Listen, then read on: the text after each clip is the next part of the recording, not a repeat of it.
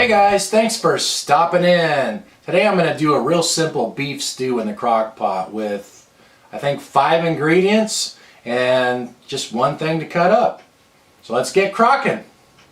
Okay, let's get everything in the pot and be done with it. Okay, 2 cans of mushroom soup already in there. I'm going to put about 1 can full of water. And you could cut up an onion, but I don't feel like it. So I'm going to put 1 tablespoon of onion powder. And I'm going to put a bag of baby carrots just like that. Those are already washed anyway, and you cut them up, but I don't feel like it. 3 russet potatoes. I already have these cut up.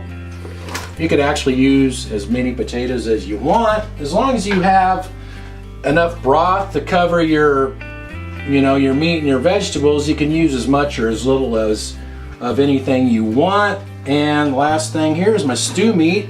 It's about 8/10 of a pound of stew meat, and it looks pretty nice and lean. You could brown this if you like, but I don't feel like it. I'm just going to dump it in just like that.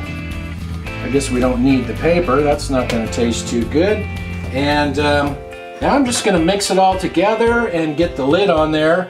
And I'm going to cook this on high till everything is tender, which should take about probably 4 or 5 hours, and probably 8 or 9 on low. So let me mix that up and I'll get the lid on there, and I'll meet you guys back here in 4 or 5 hours when it's tender. This will probably need some salt and pepper too, but I usually add that when it's done. This has been cooking for about 5 hours on high, so let's take a look at it. You always have all that foam on top. Let's see. Yeah, the potatoes and carrots seem tender.